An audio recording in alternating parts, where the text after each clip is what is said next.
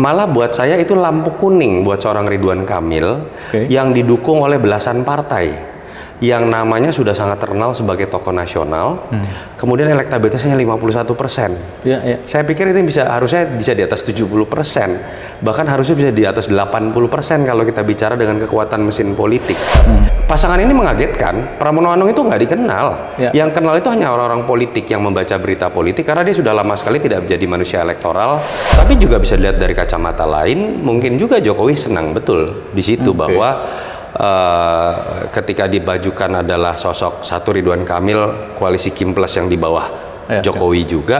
Di sisi lain Pramono Anung walaupun dimajukan oleh PDI Perjuangan adalah sosok yang tetap memiliki kedekatan secara personal, paling tidak 10 tahun pernah bekerja bareng, dan itu mungkin lebih membuat kenyamanan seorang Jokowi bahwa pertarungan Jakarta ini bukan zero sum game. Sehingga ketika kita berbicara bagaimana menurunkan lebih lanjut supaya pasangan ini tidak terlihat hanya berwarna merah, salah satunya adalah bagaimana mereka memilih ketua tim ses sebagai sebuah simbol. Yang dipilih bukan warna biru juga, bukan warna hijau juga, yang dipilih calontong, pelawak. Pelawak itu kan milik semua. Dan kesalahan PDI Perjuangan juga kemarin dalam Pilpres kan adalah mereka berkampanye dengan marah-marah.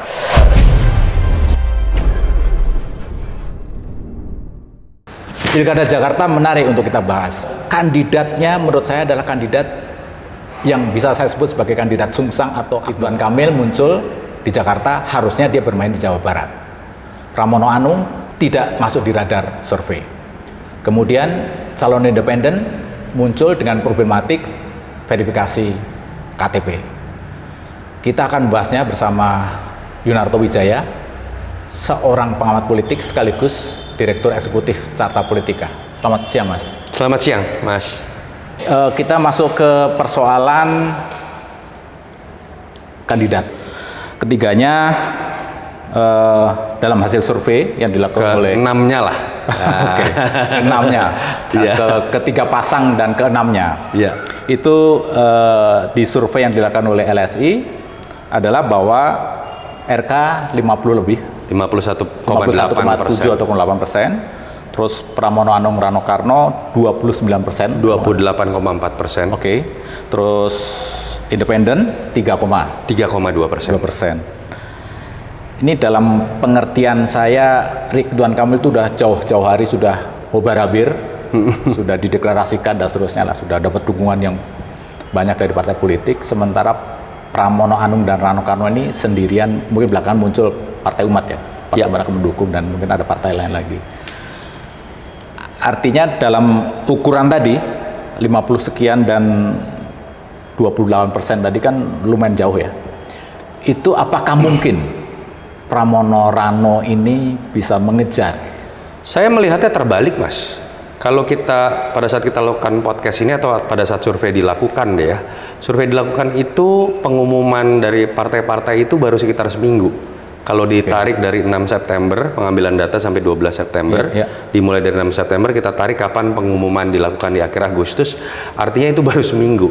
Malah buat saya itu lampu kuning buat seorang Ridwan Kamil yang didukung oleh belasan partai yang namanya sudah sangat terkenal sebagai tokoh nasional, kemudian elektabilitasnya 51%.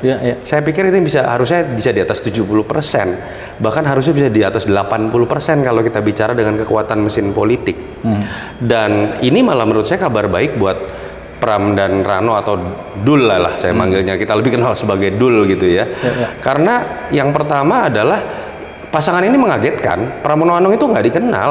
Yang kenal itu hanya orang-orang politik yang membaca berita politik, karena dia sudah lama sekali tidak menjadi manusia elektoral, tapi ada di belakang panggung menjadi setkap, lalu kemudian sekjen misalnya. Tetapi ketika berbicara mengenai manusia elektoral, tingkat pengenalannya sudah pasti rendah. Malah saya kaget kok bisa 28%. Tadinya hitungan saya hanya belasan persen. Dan saya punya survei di bulan Juli ketika belum muncul nama-nama ini. Nama Pramono Anung itu ketika kita masukkan di bulan Juli, di banyak nama itu hanya 0,1%. Jadi tiba-tiba 28%, saya kaget. Dengan tingkat pengenalan saat itu hanya 13%. Artinya Juli, Agustus, September ya, dalam 3 bulan. Hanya dalam, kalau itu enggak, itu bulan, akhir Juli. Akhir Juli? Iya, artinya dalam 1,5 bulan.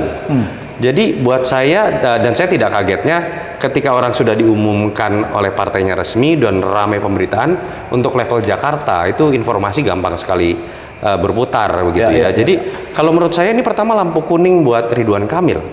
Minimal dia harus menyadari partai-partai berarti nggak kerja nih. Karena kalau partai kerja kan berarti 80% lebih. Yang kedua, ya memang tidak bisa dinafikan bahwa Ridwan Kamil kan tadi sudah disebutkan juga. Dilihatnya harusnya majunya di Jawa Barat. Artinya ada faktor seperti keterpaksaan yang memunculkan Ridwan Kamil ada di DKI. Faktor ketiga, kita lihat juga dalam timeline majunya Ridwan Kamil, awalnya itu kan sepertinya akan melawan kota kosong. Atau ketika kemudian tiba-tiba verifikasi muncul dari Dharma Kun ini kemudian diloloskan. Bahasa saya diloloskan loh, karena verifikasi awal kan nggak lolos gitu kan. Betul. Dianggap melawan calon boneka. Artinya apa? Jangan-jangan dari awal Ridwan Kamil ini memang didorong oleh Kimples supaya kemudian Deddy Mulyadi, kader Gerindra, bisa maju di Jabar. Itu iming-imingnya adalah tenang pasti menang di Jakarta, karena Anies nggak akan maju, karena Ahok tidak akan maju. Lawan Anda kalau nggak kotak kosong calon boneka yang nggak ngapa-ngapain pun kira-kira akan menang. Dan tiba-tiba MK. Dan tiba-tiba muncul putusan MK. Poinnya apa? Jangan-jangan Kimples ini memang belum pernah berpikir dari awal buat kerja. Buat Ridwan Kamil, buat mengumpulkan logistik untuk Ridwan Kamil, buat memanaskan mesin politik untuk Ridwan Kamil, karena niatan awalnya adalah melawan kota kosong atau calon boneka. Yang paling kasihan namanya Ridwan Kamil, karena buat saya beliau akhirnya seperti menjadi korban, karena saya meyakini Ridwan Kamil hatinya dan niatan awalnya itu ada di Jawa Barat. Dia belum selesai kok, baru 1 periode. Itu yang menurut saya juga mungkin kalau kita ingin berspekulasi menyebabkan kenapa sih Ridwan Kamil dengan kekuatan mesin politik besar berkuasa pula gitu ya. Lalu kemudian bukan hanya berkuasa, ditambah 3 partai pendukungnya Anies loh. Harusnya kan bukan 80% saja, 85% kalau kita hitung dengan kursi DPRD. Tapi surveinya hanya 51%, artinya dia sedang mengalami proses declining.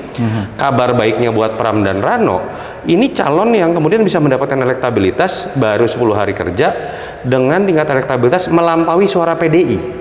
Nah, biasa ini kan PDI itu kan PDI hanya 15%. Kursi. Calon PDI ini kan biasanya selalu dianggap petugas partai, lalu kemudian image-nya ya udahlah merah aja gitu kan. Dan inilah menurut saya yang menjelaskan kenapa seorang Mega mencalonkan sosok yang dianggap tidak terkenal, Pramono Anung, dibanding mencalonkan Anies atau Ahok. Anies kita tahu ada positioning ideologi yang mungkin dianggap berbeda. Pertanyaannya kenapa tidak Ahok gitu kan? Ya, saya meyakini Ibu Mega dalam konteks ini, selain kita lihat dalam konsistensinya mengambil sikap secara ideologis menolak Anies, tapi kenapa tidak memilih Ahok? Disitulah insting berpolitik ingin menangnya muncul, kelenturan berpolitiknya, karena ketika Ahok yang muncul warnanya sangat merah sekali. Ketika Ahok yang muncul surveinya tinggi tapi segmennya terbatas, apalagi dengan sikap kontroversial yang sering muncul begitu ya. Nama Pramono Anung kan kita tahu betul warnanya merah, tapi dekat juga dengan Jokowi. Tapi dekat juga dengan Surya Paloh, tapi dekat juga dengan Prabowo Subianto karena kapasitasnya sebagai setkap dan dulu sekjen PDI Perjuangan ya.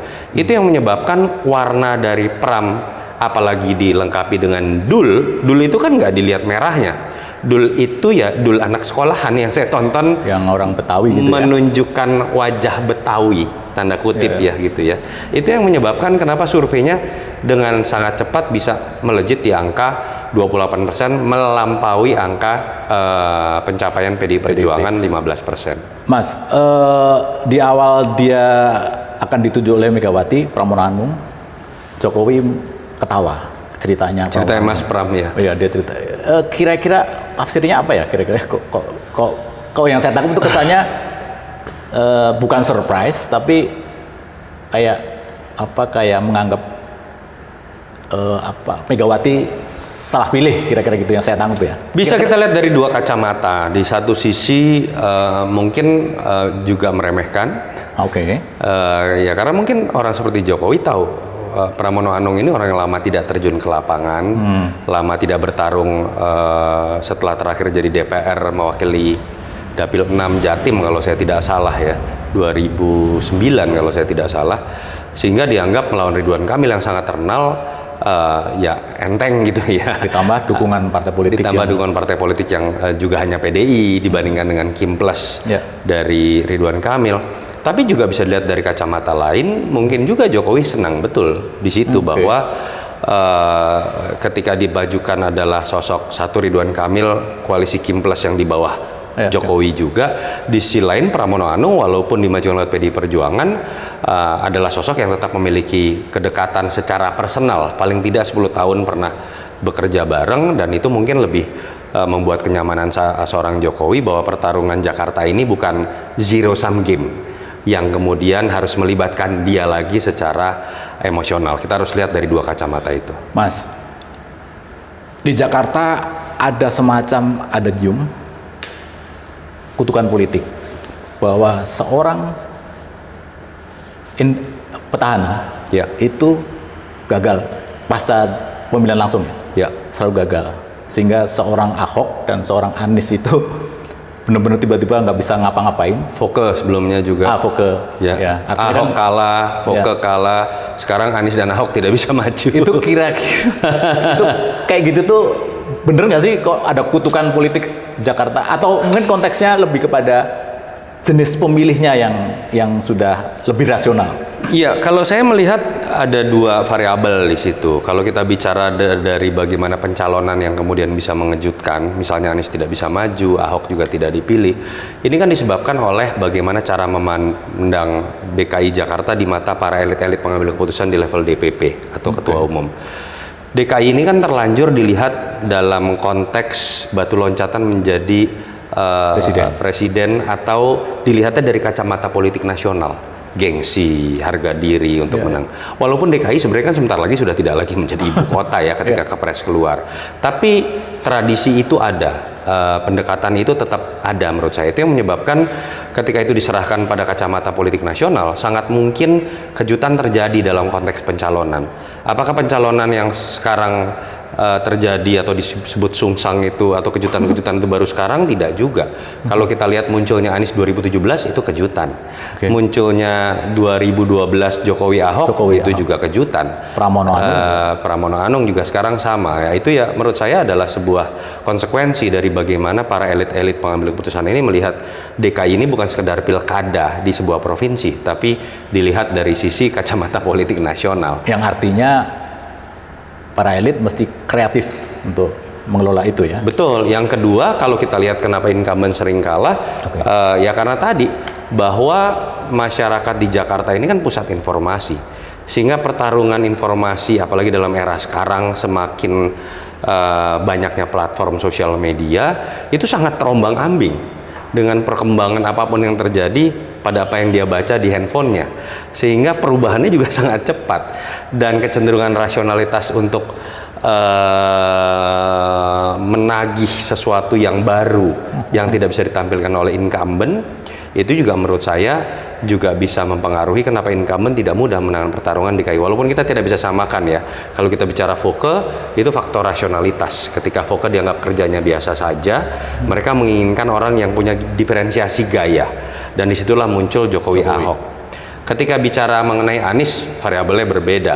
Blunder tanda kutip yang dibuat oleh Ahok untuk daerah sekelas Jakarta yang sangat dipengaruhi oleh informasi, itu dengan demikian cepat juga akan bisa mengubah persepsi publik yang tadinya kalau diuji sebenarnya kepuasan publik terhadap Ahok di atas 80%. Tetapi itulah Jakarta. Makanya ketika bicara mengenai Jakarta, bukan hanya mengenai siapa yang programnya dianggap paling baik, tapi menjaga mulut, menjaga supaya dirinya tidak kepleset lidahnya dan perilakunya, itu juga penting. Harus dijaga betul. Di beberapa daerah, di beberapa wilayah Jakarta muncul penolakan terhadap Ridwan Kamil. Ya, variannya macam-macam. Ada soal dia bobotoh gitu-gitulah, termasuk faktor gubernur impor. Gitu. Terus, nah itu terjadi juga ketika zaman Ahok sama Jarot. Ya. Apa kira-kira yang bisa kita telaah dengan penolakan masyarakat ini? Saya pikir berbeda ya, tidak bisa kita samakan. Kalau terkait dengan Ahok itu kan isunya memang isu SARA saat itu. Ditambah memang ada sebuah kasus yang menjadi sebuah kasus hukum akhirnya terhadap tentang penistaan agama, dan itu kita tahu sangat sensitif. Isu-isu seperti itu sangat mudah diledakkan. Tetapi kalau berbicara mengenai Ridwan Kamil, saya pikir lebih kepada sebuah kekecewaan dari sebagian masyarakat. Pertama, terhadap latar belakang Ridwan Kamil yang orang lihat, kenapa Anda tidak teruskan saja apa yang Anda miliki dengan portfolio dan legacy di Jawa Barat. Lalu ketika menjelaskan kenapa pindah ke Jakarta dan kemudian orang juga melihat prosesnya, kan orang tahu ini terkait dengan masalah kesepakatan para elit-elit yang bernama Kim Plus untuk bagi-bagi porsi kekuasaan aja nih seenak-enaknya. Kemudian yang satu ditaruh di Jawa Barat karena ingin kadernya menang di Jawa Barat, Ridwan Kamil harus ditaruh di DKI. Di DKI supaya Ridwan Kamil tetap menang, bagaimana caranya? Ya sudah, jegal saja calon-calon yang elektabilitas lebih tinggi, ada yang namanya Anies, ada yang namanya Ahok. Lalu kemudian muncullah ledakan revisi undang-undang demo penolakan revisi undang-undang pilkada, keputusan MK, dan itulah yang kemudian orang melihat Ridwan Kamil ini ya jangan-jangan memang hanya sebuah keterpaksaan atau skenario dari sebuah kekuatan oligarki politik yang kita demo bersama itu kemarin gitu. Jadi dia bukan dengan sepenuh hati maju di DKI, tapi sebuah rangkaian turunan saja dari kesepakatan para elit-elit ini untuk seenak-enaknya membagi-bagi porsi kue kekuasaan di antara Jawa Barat dan DKI terutama. Ya, Cak Lontong menjadi ketua tim suksesnya Pramono. Bagi saya ini menarik. Menarik pertama karena Cak Lontongnya bukan orang Jakarta, ya, orang Jawa Timur. Terus dia pelawak. Apalagi kita bandingkan dengan tim suksesnya, ketua tim suksesnya di Ridwan Kamil maupun independen. Apakah itu akan menjadi diferensiasi dan termasuk daya tarik publik? Ya, PR dari Pram dan Dul ini menurut saya adalah jangan sampai kemudian dia hanya dipilih oleh pemilih PDI Perjuangan. Dan itu yang terjadi pada Ganjar Pranowo. Suara Ganjar 16%, suara PDI 16%. Dan kita tahu ada sebuah gelombang besar, saya tidak tahu ya apakah organik atau sebuah upaya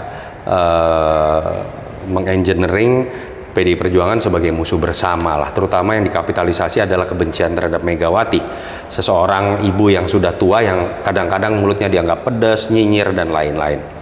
Dan itu menurut saya sebuah pelajaran yang mungkin disadari oleh PDI Perjuangan ketika kemarin kalah dalam Pilpres, walaupun masih menang di Pileg tapi suaranya juga turun, kita tahu. Dan ketika berbicara memilih Pram, makanya tadi saya menjelaskan jangan-jangan disadari oleh sebuah kesadaran bahwa kalau memilihnya Ahok, warna merahnya terlalu kental, segmennya akan sangat terbatas. Tetapi Pram walaupun warna merah tadi, dia punya hubungan baik dengan banyak sekali elemen termasuk partai-partai, sehingga ketika kita berbicara bagaimana menurunkan lebih lanjut supaya pasangan ini tidak terlihat hanya berwarna merah, salah satunya adalah bagaimana mereka memilih ketua tim ses sebagai sebuah simbol. Yang dipilih bukan warna biru juga, bukan warna hijau juga, yang dipilih Cak Lontong, pelawak. Pelawak itu kan milik semua. Dan kesalahan PDI Perjuangan juga kemarin dalam Pilpres kan adalah mereka berkampanye dengan marah-marah.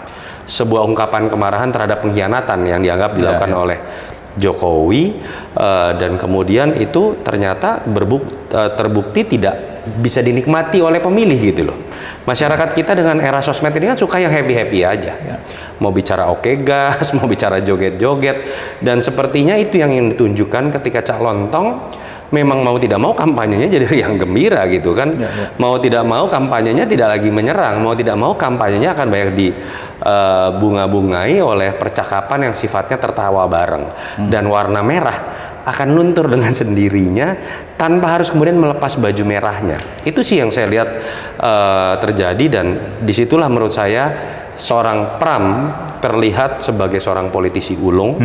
Kenapa dia bisa jadi sekjen PDI Perjuangan tertinggi ya kalau untuk level PDI, kenapa dia jadi setkap 10 tahun, ya saya pikir kepiawaian berpolitiknya sepertinya mulai terlihat dari bagaimana dia memunculkan sosok ketua tim ses yang ternyata di luar dugaan, bukan partai dan malah seorang pelawak. Iya, dan Pramono tenang, tidak meletup-letup gitu ya, mungkin itu akan membedakan banget dengan apa yang diimage-kan tadi.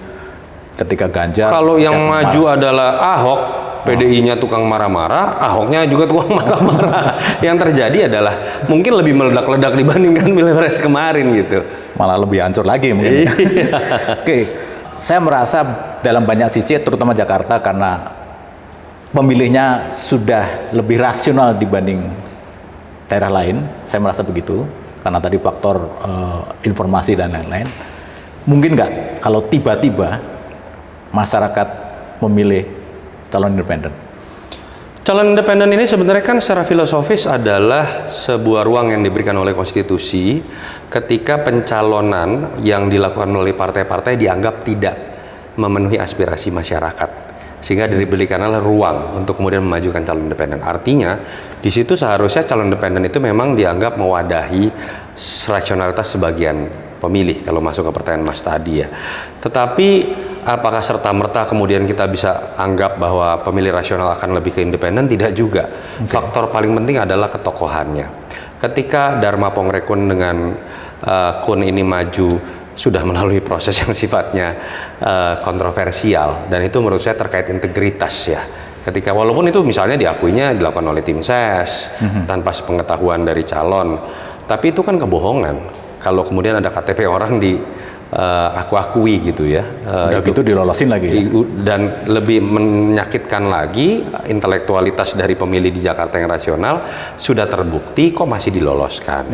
Dan kemudian ada apa? Bahkan dikait-kaitkan dengan ini memang dari awal disiapkan untuk menjadi lawan bonekanya Ridwan Kamil, kira-kira. Bukan dari awal lah, belakangan diloloskan karena itu, kira-kira seperti itu. Jadi nilai independen yang seharusnya tadi bisa menjangkau rasionalitas pemilih cacat.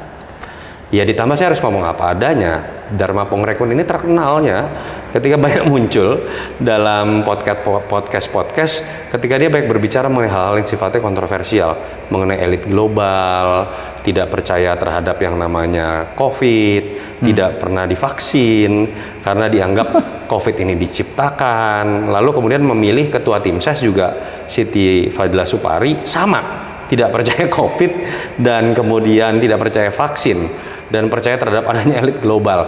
Menurut saya jumlah orang yang bisa menerima logika itu kecil sekali di Jakarta. Oke, pertanyaan terakhir Mas. Pilkada Jakarta akan seseru ketika Ahok Anies atau justru hambar? Seru. Menurut saya serunya juga dalam bingkai yang positif. Berbeda serunya Ahok melawan Anies itu panas. Kita terbelah. Orang kemudian merasa ingin melindungi primordialnya masing-masing gitu misalnya. Ada yang merasa ditindas, ada yang merasa kebalikannya misalnya. Tidak terasa mengenakan. Tetapi kalau kita lihat sekarang, biar bagaimanapun Ridwan Kamil melawan Pramono Anung, lalu muncul seorang Dul Rano Karno, wakil PKS Suswono, ada juga calon independen. Saya yakin ada lumayan faktor kenaikan sisi rasionalitas pertarungan program, kreativitas dari bagaimana mereka berkampanye, dan saya meyakini damai. Dan ketika kita tahu juga Kim Plus sepertinya tidak akan menggunakan kekuasaan seperti dituduhkan terjadi misalnya pada Kim pada saat Pilpres, saya tidak meyakini lah kalau. Kenapa begitu Mas? Ya ini bukan anak presiden. Simpel. Dan mungkin juga faktor tadi, faktor Ridwan Kamil Golkar, bukan Gerindra misalnya. Ya Ridwan Kamil ini yang tadi saya bilang, dia itu dibuang di Jakarta. Bukan didorong di Jakarta untuk naik. Dibuang ke samping bernama Jakarta supaya Deddy Mulyadi bisa maju, karena ketua kelas Kim bernama Gerindra yang presidennya adalah ketua umumnya kan punya kepentingan. Masa saya partai penguasa, gubernurnya nanti dari saingan partai saya bernama Golkar. Dan Jawa Barat adalah jumlah pemilih terbesar di Indonesia. Betul, hampir 40 juta nanti. Jadi kalau kita berbicara siapa yang akan serius, menurut saya bukan Kim. Yang akan serius adalah Golkar. Karena Golkar punya kepentingan untuk kemudian mendudukan kadernya menjadi gubernur DKI, karena itu akan nanti berpengaruh juga buat suara Golkar yang tidak pernah menang dalam beberapa pemilu terakhir di DKI. Itu makanya agak balelo ya di Banten, si Golkar. Kalau itu tidak, kalau itu saya meyakini dorongan dari Jokowi lah. Itu gaya Jokowi lah ketika dia melihat kalau berhadap-hadapan akan menang Airin dan Airin kemudian hanya berwarna merah, itu sebuah kekalahan besar buat Jokowi. Makanya lebih baik Golkar memasang kakinya di situ sehingga siapapun yang menang tetap tidak hanya berwajah merah, kira-kira seperti itu. Oke, terima kasih Mas Toto. Terima kasih Mas, sama-sama. Semoga juga pembahasan ini menarik dan bermanfaat. Sama-sama, terima kasih. Selamat siang Mas. Selamat siang.